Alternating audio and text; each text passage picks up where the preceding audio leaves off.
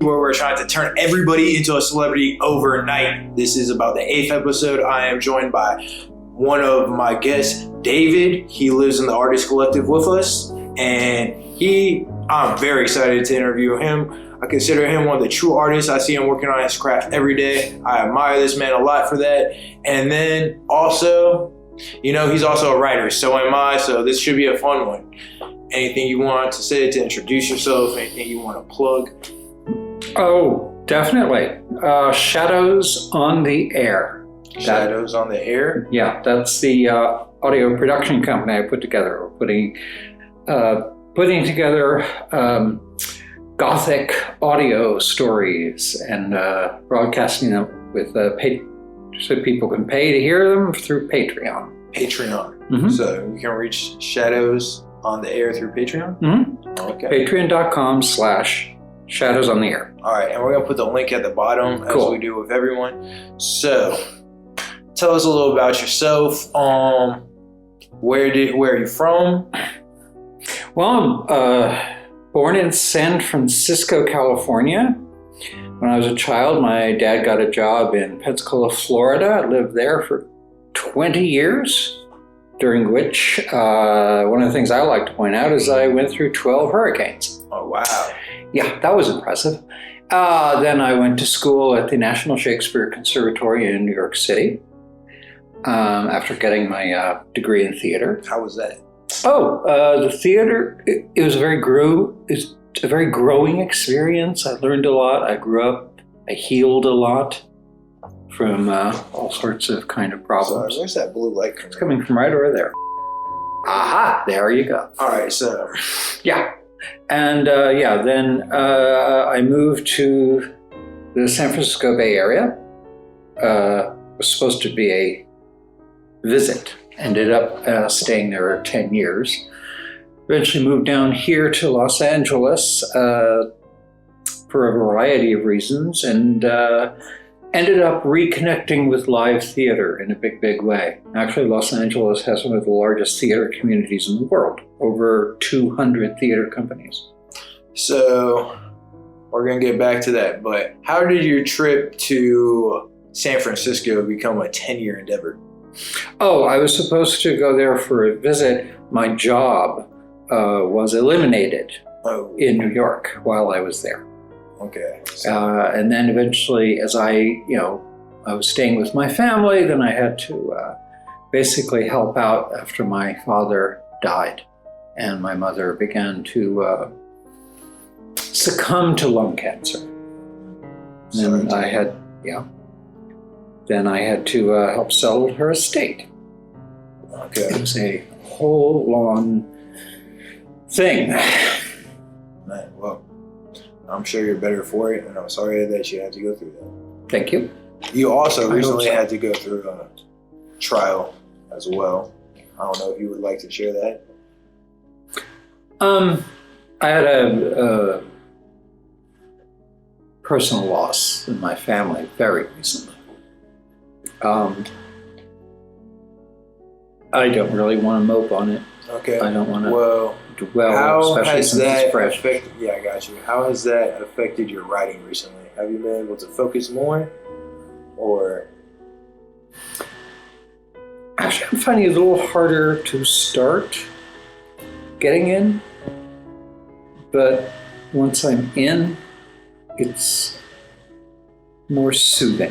It's helpful. It feels even better when I'm writing. So, presumably that whole process will fiddle around and change some more as time goes on. Okay. So you moved to LA, mm-hmm. and you said you find it way more open for all of, like, playwriters in general, actors. Have you been able to connect with a lot of people? Oh, yeah. You seem like you are on the phone a lot. Oh, yeah. I'm, in fact, a theater critic. Okay. I have my own blog called Night Tinted Glasses. Anyway, and I got Night Tinted Glasses. We're going to put that one down there, too. And it's, I get to see a huge amount of free theater that way. And it's one of the reasons I can say, since I lived in New York for several years, I got to see a lot of Broadway and really excellent shows, including the original Broadway production Fences and Phantom of the Opera and a bunch of others. I can say very firmly that the best theater I have ever seen has been in Los Angeles. Okay.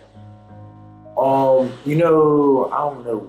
Wait, I think it's the Pelagies or somewhere in LA. They're doing a lot of plays next year. Are you speaking about the Pantages? Pantages, okay. Yes. Yeah, okay. The Pantages is what we call a touring barn. Okay. It doesn't produce shows at all. It's just a place where touring companies from Europe, from usually Broadway, come and put on the show for as long as they sell their very, very expensive but well worth it tickets, because the shows, they're Broadway shows. But that theater does not produce any shows. There are, I said, over 200 theater companies that are producing extraordinary original plays. They're doing amazing adaptations of Shakespeare, doing premieres of, for example, there's a lot of Polish and German and Scandinavian theater that often has its premieres here in Los Angeles, particularly from City Garage in Santa Monica, which is one of the best theaters in the area. Also the Loft Ensemble, Sacred Fools. It's a wonderful collection of really, really excellent theater companies that are often doing very edgy and exciting things. Whereas honestly, New York, like Broadway, tends to do something, I don't want to say they never do anything edgy or tricky. It's just that they're geared in general towards Safe tourists. Something people want to be familiar with out of town. I mean, for example, Hamilton was a big chance. They took a big chance to do that, and it worked. But a lot of the shows you see are, in fact, adaptations of movies or albums. And nothing Give us a particular. few examples. The albums. There's an album musical coming out now that's based on Alanis Morissette's first major album, whose title is completely escaping me at the moment. Likewise, there was an album musical based on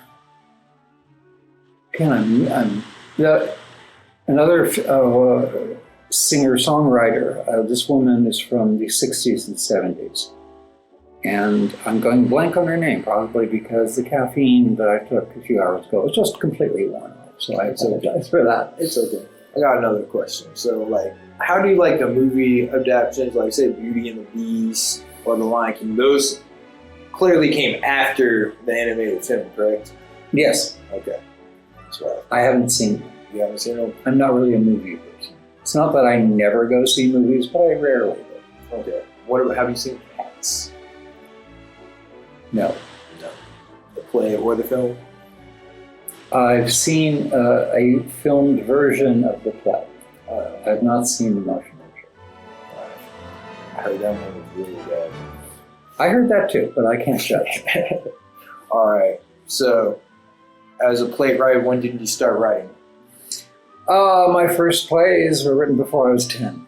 Before you were 10? Then I wrote some, I seriously tried to write while I was getting my degree in theater at the University of West Florida.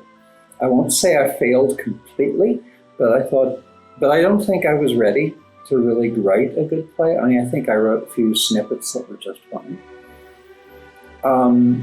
It wasn't until, curiously enough, after the passing of my fiancée, when I returned to theater, just in an effort to find something to connect to.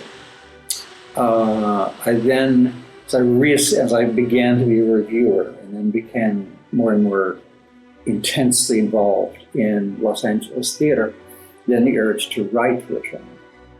And then I came back to a project I've been thinking about for literally decades, which is an adaptation of my favorite vampire story.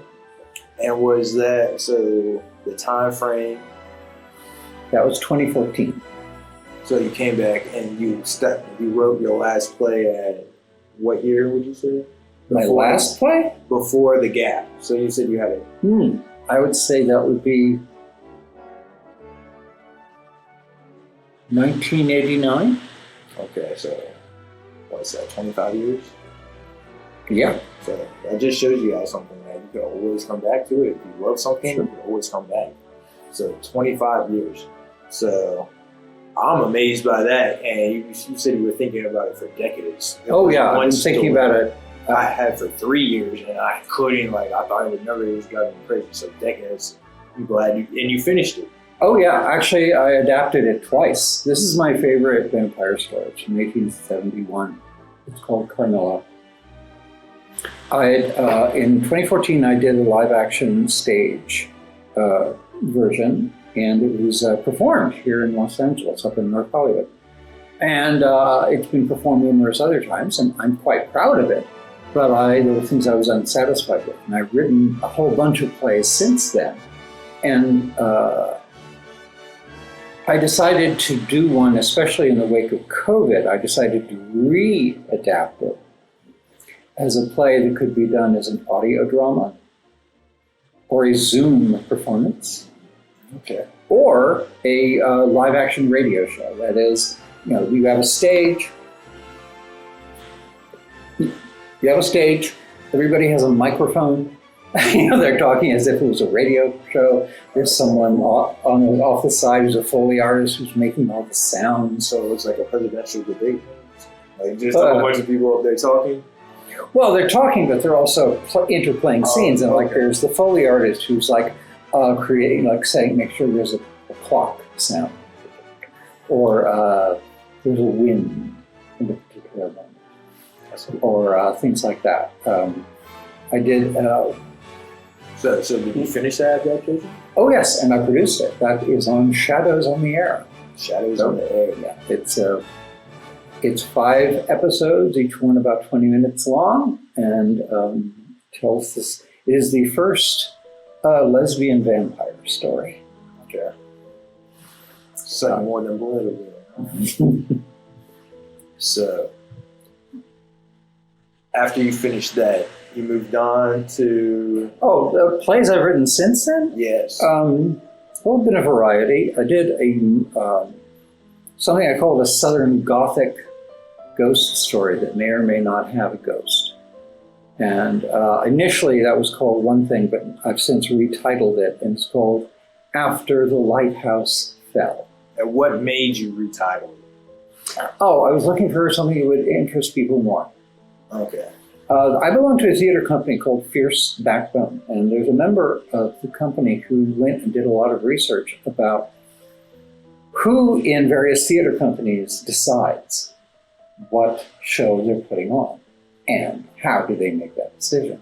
And the thing, particularly companies that are accepting plays, they receive a huge number. And if it's not a contest or something, they are not going to read all of them. The first thing they do is just look at the title, and they're looking for something really interesting, something that pops out. And After the Lighthouse Fell is very much captures what the play is about, and strong hints about the plot and stuff. But it also is just, I think, inherently more interesting than the original title, which was just the name of the fictional town where the play takes place. Okay. So, I mean, since it's a fictional town, did that add into you being able to, because if it was a real town, people already have, a sense of how it's going to go. So that might make you keep the title a little more, but as a fictional town, nobody's already connected with it. They don't have That's true. I mean, if the play was set in a real place and the particular place that it was set in is very, very important. Sure. Salem Witch Trial or something. Okay, yeah, although I can point out the most famous play about Salem Witch Trial is simply called The Crucible, not the Salem Witch Trials. On the other, and August Wilson wrote his Cleveland series. It's a magnificent group of plays. And while they're all taking place in Cleveland across each decade of the 20th century. But he didn't include Cleveland in any of the titles. On the other hand, Tennessee Williams did write a play called A Lovely Sunday in Creve Coeur. So when you're looking for a title, what are you looking for? You want something to intrigue and draw them in right away? So yes. they can't look past it? Something, I have a very good friend, another playwright who's a fierce background. He put it very, very well. He said, the best titles ask a question that make you go, whoa, what? You want to know the answer to the question. Like the Glass Menagerie. Why would anyone have a glass menagerie? Or a streetcar named Desire. Those are really good titles. Yeah, that's what I was thinking. Already taken, of course. I can't use them. But Pretty good. so I have to make up my own. So recently, what have you done? Have you completed? I just completed a play I'm very proud of called The Dark Swans. Which I've read. And I thought it was really good, by the way. Thank you. Thank you very much. Yeah. Dark Swans, it's just one of these things that just an idea that just was simmering in the back of my head. And I tried several times to tell it until finally I kind of saw how it worked out. That is a play that increasingly became rather topical, even quite political in its own way, in ways that completely surprised me. Although fundamentally, it's, I think, you can probably agree with me when I say it, essentially it's about prejudice. I would say so. I mean, it was pretty deep. Like, you went through a lot. I loved all the characters, you know what I'm saying? Mm-hmm. How all the characters you made, like, your own. But I don't know about desire, maybe? Prejudice, desire. If I had to put one word on it. I don't know. Why would you say prejudice? Because in one way or another, almost all the characters are victims of prejudice, and that is central to the story. And why are they subject to prejudice? One of the characters is on the autism spectrum, and a lot of the tension in the play comes from the fact that her mother doesn't even understand what that means. She has made a series of assumptions. Likewise, her love interest is a member of a minority who pops up in all sorts of mass media, but is almost never portrayed in a positive way. And that is to say, he's an albino. I can only think of one time an albino who's seen as anything other than a monster. Where was that? Oh, that was Star Trek Discovery. I can reel you off a whole bunch of other examples where albinos were portrayed as monsters in films and stories, and from the Da Vinci Code to Deep Space Nine to the Iger Sanction to H.P. Lovecraft. It's a long thing. Likewise, I noticed that's important to show the perspective of the characters, you know what I'm saying? Yeah. I really like and to show what struggles they're going through. Yeah. So that you have a deeper understanding of each one. And like you didn't have that many characters. Yeah, that one had only a handful, yeah. But you really felt like you were connected to them. Thank you. Thank you very, very much. Some cast members said that to me as well. One of them actually was nice enough to say that she says my writing encouraged her to do all those acting exercises that they were real actors are taught to do. But often it goes by the wayside because of the pressure of just putting on a play. And then you've told me before too, you've had people read your plays and they were already wanting a part. Yes, that actually happened with the play I'm writing right now is also an audio drama. It's very gothic, spooky, more or less, but it's an original Sherlock Holmes murder mystery. And I belong to two groups that regularly meet and we read aloud scenes from plays we've written. And a friend of mine, I was telling a friend of mine, I was writing this play? And I was saying, well, I already have people I asked and said, yes, somebody would play Sherlock Holmes. I had someone else who said, yes, they would play Dr. Watson. I mentioned to her in passing, I don't yet have someone to play Mrs. Watson. And she just burst out with this huge smile and said, sure you do. And she's a very good actress. So I said, very well. At the same time, someone else, when you're reading some scenes from it in one of my true groups, one of the actors I know, somebody asked, have you cast this part yet? I said, no, I haven't said, I would really like to consider. And as far as I'm concerned, sure. Jackie Narian, she's a very, very good actress. And I think she'd be very good in that role. So that will be hopefully we'll be in production with that by the end of the year. That's what I said, a very, very gothic Sherlock Holmes murder mystery called The Whispering Stones Mystery. And you were telling me about the rights for the Sherlock Holmes? Oh, that, yeah.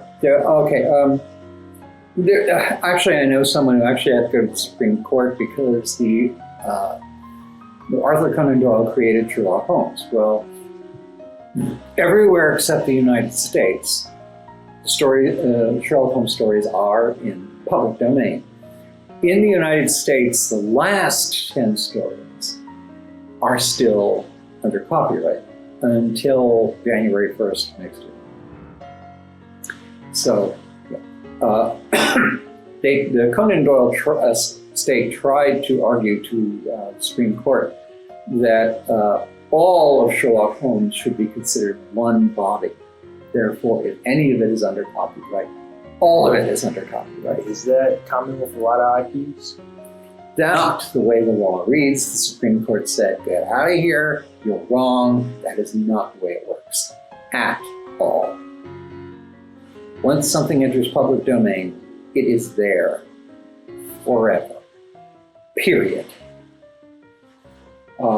Except for the last 10 stories, which enter public domain in a couple months, about 90 days. Okay. And so how do you keep it from reaching public domain? Like what steps do you take for like a company like Disney or Universal who wants to make sure nobody's recreating Shrek, you know? Like, well, that's up for Disney to take care of. They have a nice large legal department. Because it's like, I always believed it was like, you gotta keep putting out a film or something relevant to the character. But I feel like maybe each contract is different. It's a different thing. When you're talking about corporations that own trademarks to copyrighted material, it is a complicated business. And then what you have to do is you have to be careful. The holder has to be careful of not giving away the copyright accidentally. This is more a concern, for example, for Star Trek, because there's a huge number of fan films and fan productions about Star Trek. So eventually this got to the point where someone was making a Star Trek film with professional actors and professional special effects and raised a lot of money through crowdfunding and then was paying everyone to go and rate. And this caused a huge, huge legal furor. And the lawyers in charge are representing Paramount on Star Trek. Eventually, the download is they came up with a series of guidelines. And they said, okay, if you obey all of these guidelines, you're in the clear. If you obey the vast majority of these guidelines, you're probably completely fine. Says we only come after you if you go after the big ones. There are certain ones that are really like red flags. And if you break all of them, yeah, we're going to come after you and shut you down. But for example, you and I, controlling our copyright is mostly a matter of two things: of maintaining the record that we have, that our things have been produced and that we did them, we produced them one way or another. Another way is simply to pay for the copyright. Now, I understand that gets into some serious complications when it talks about songs, music, and lyrics. And on the subsidiary level, choreography. This can be very, very tricky and subtle. I have read accounts of, for example, Stephen King once wanting to quote a song in one of his books, and they had to go to the lawyers to figure out exactly how much of this song could they quote without having to pay. How much was it? As I recall, it was 6 words of that particular song. Okay. And my memory could be playing tricks on me. It was something really, really narrow. But on the other hand, just to show how these things can work, for a long while, particularly in the 40s and 50s, you had to renew the copyright every few years, at least certain items. And when certain comic book companies went out of business, they stopped renewing those copyrights. And as a result, there's several dozen superheroes that were quite popular in the 40s and 50s, 30s, 40s, and 50s. They're in public domain. You could do anything you want. If you're young, and some people are acting on it. For me, it helps for us on our level if we can simply pay for the copyright. You know, the government said, and you should do that when it's published, at least for written works. Yeah, so you got lucky with Carmella, Dracula, Sherlock Holmes. You did another vampire. You did 3 vampires? I'm doing a third one. I'm planning on it. After I did Carmilla and Dracula, Dracula, by the way, is called, my version is called The Wings of Dracula. The Wings of Dracula. Yeah.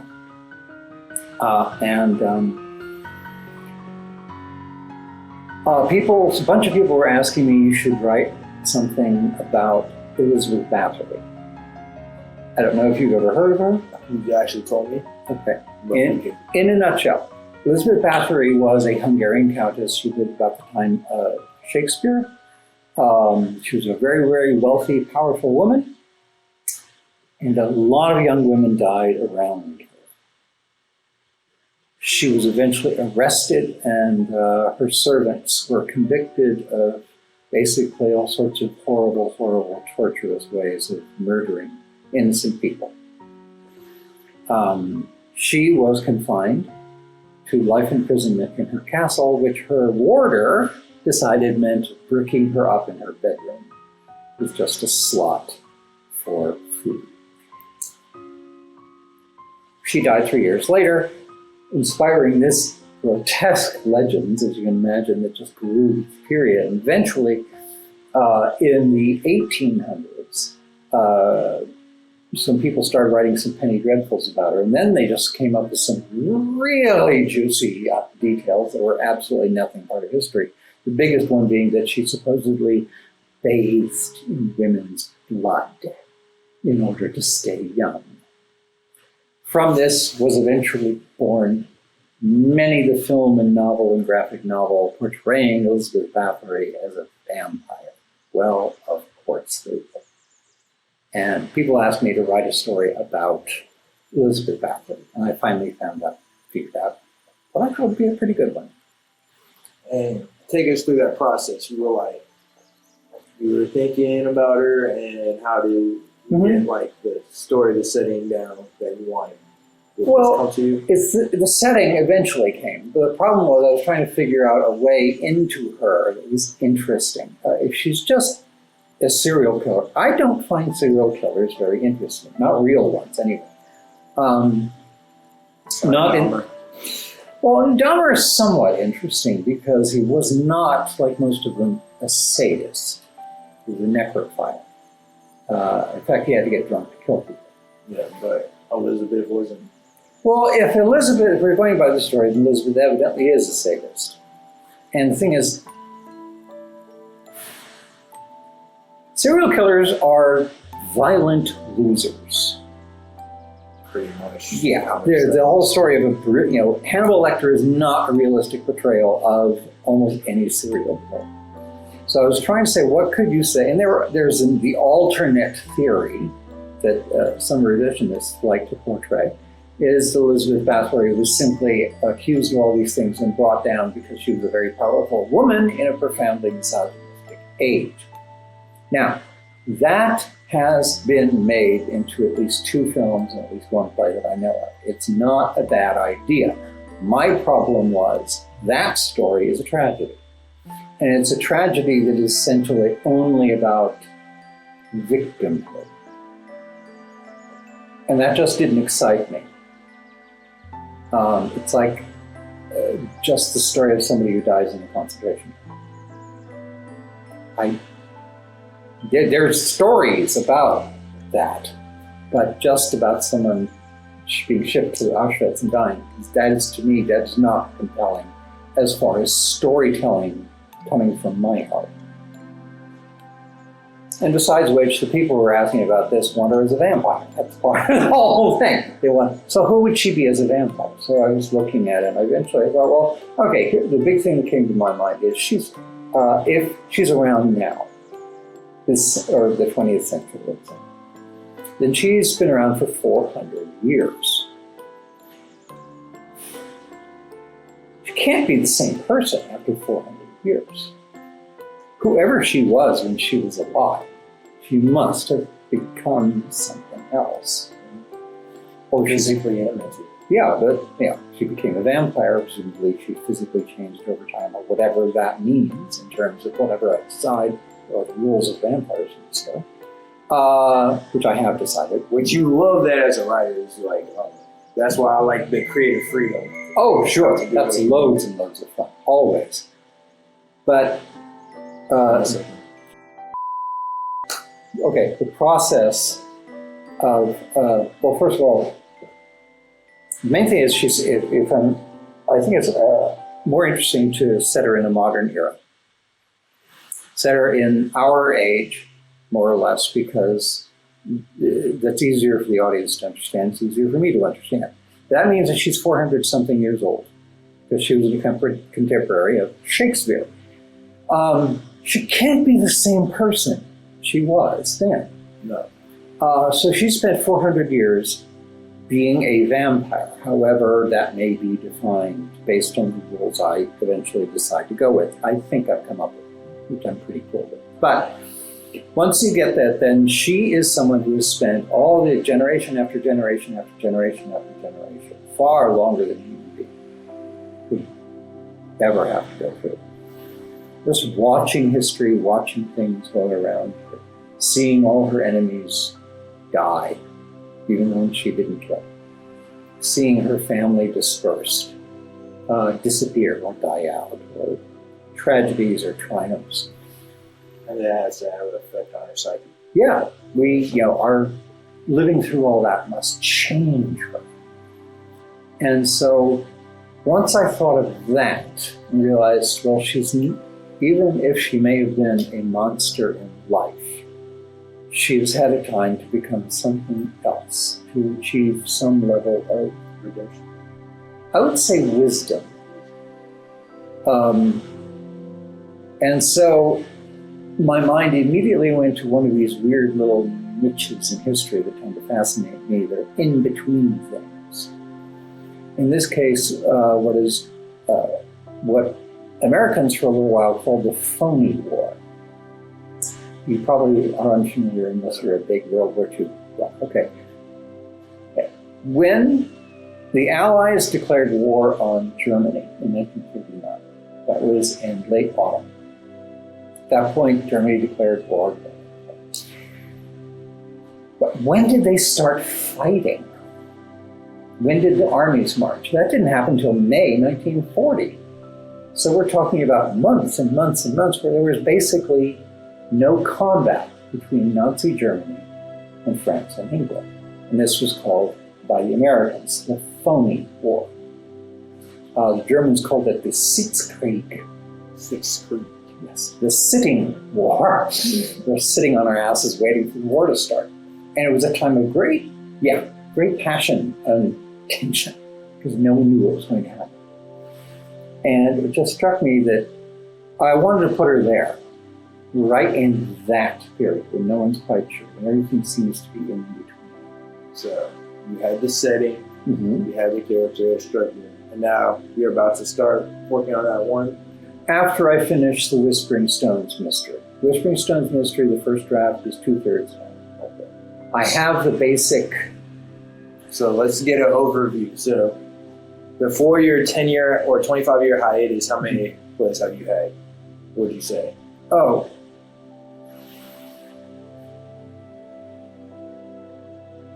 Six. 6. And since you've been back, 2014 to now, you're at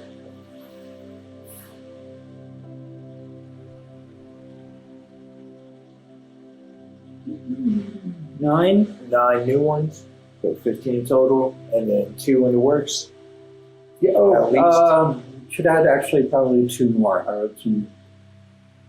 wrote some 10-minute plays. So 11, 17, 2 in the works. So you're closing on 20. That's what's up. That's a very nice number. And, damn, that's pretty impressive, actually. Oh, thank you. Shakespeare did 37. You're still young. You're still young. You got it. All right. I'm going to review this for the first time. Also, what excites you about coming up? Like, next year, what are you really excited about? I'm really hoping somebody will put on one of the plays that I'm most proud of. Particularly, I would love to see somebody put up on Sea Griffins. On Sea Griffins? Yeah, Sea Griffins is a LGBTQ bedroom farce set in Victorian London. And I think it's very funny. We'll see if someone wants to put it on. I'm very proud of the the Dark Swans. I hope somebody wants to put them on. I would put that one on myself about Thank you. But I also, forgot another play. I forgot another one play. It's a long one-act called Here in the Parlor of Songs. we could also, if you want to send me a list of your catalog, if you have a place to reach you, we can also do that. Oh, sure. There's my website, davidmcdowellblue.com. All right, cool. So we'll link from there, and then we'll go back through and list all the links. Thank you. And then, okay, so what do you want? What is your long-term, like, where does this get you? I mean, probably out of here. I want my plays to be put on. I want them to have multiple productions. That's the big thing. I want to go on writing plays. You want them to pay for themselves, and so you could just use that as your main source of income? Because that's sure, that would be fantastic. That would absolutely be fantastic. It's an ideal. You're going to go. I would like to have my plays on Broadway. I would like to have my plays on, London's West End. I would love my plays to be taught, to be done in universities and taught. That would be fantastic. Epic, legendary, even. Yeah, I want to be remembered. I want to be remembered. I want my plays to be remembered and to be put on and analyzed. Would you be satisfied with that if that happened after you were gone? As long as you were remembered? Or do you want the invitation, the rewards? I want some of the rewards. I want to see my plays put on. That's the thing I'm most. I want to see people react to the plays I've written in a full production. I've gotten some very nice reactions from the plays I have done that have been put on. And I'm proud of that. But I want more. After The Lighthouse Bell has never been produced. It's a difficult play. I understand. Thank you. Still hungry. Still hungry. Sea Griffins, I want to see put on. I want to see The Dark Swans put on. I want to see Here in the Parlor of Songs put on. I want to finish Capes and Consequences, which is about superheroes. I have to rewrite in the major kind, the deep kind, which I think I probably am going to rename to the name of the fictional town where it's taking place, which is Widow's Reach. Which I think is just more atmospheric. Sounds a little haunting. Yes, it is. I like to call it, it's like The Little Mermaid is told by H.P. Lovecraft. Okay. And coming out as well. That's crazy. yeah, so, and of course, my Elizabeth Bathory play, which is an audio play on Shadows on the Air, here, latent, hashtag latent plug. It will be called Princess of Shadows. What was it like the first time you saw your play? Like one of your masterpieces being produced in front of you? That was an incredible high. That was an incredible high. And eventually I found out indirectly that basically someone came to that play. It was a Carmilla, which is a very erotic piece. Someone I knew came to it on a blind date. And basically, they didn't expect it to be as erotic as it was. And one thing led to another, and there was a lot of... Someone got lucky. Nice. So that's kind of, there's a certain amount of power to that. So, maybe that spread the seeds for further successes.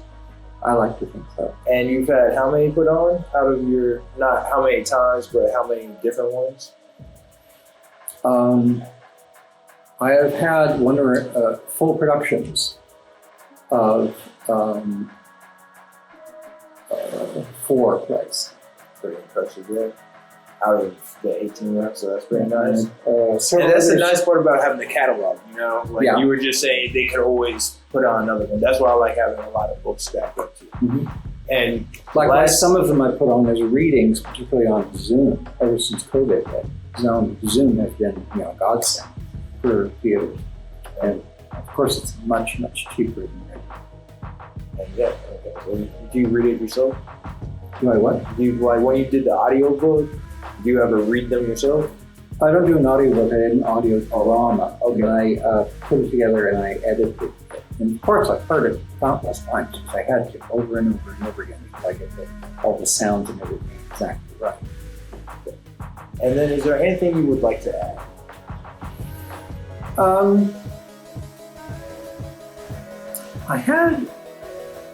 There's something coming up interestingly is that a lot of now theaters are asking you to submit a play to you to submit some kind of artistic statement. And I've come to the conclusion that one I would most say is my artistic statement, other than my belief that theater has an power that film and television just cannot have. It's power of presence, power of ritual and dance, and that's like live concert. Exactly like that. But it's also, I realized that in a really fundamental way I'm a revolutionary artist. I really think that if you're the same person you were coming out of the play I wrote, that you were when you were coming in, I think it's fatal. You don't have to change in a major way. You do not change. What's the point of art? If not to change the audience. Well, thank you very much. Thank you. Letting me flap my jaw. One of my favorite.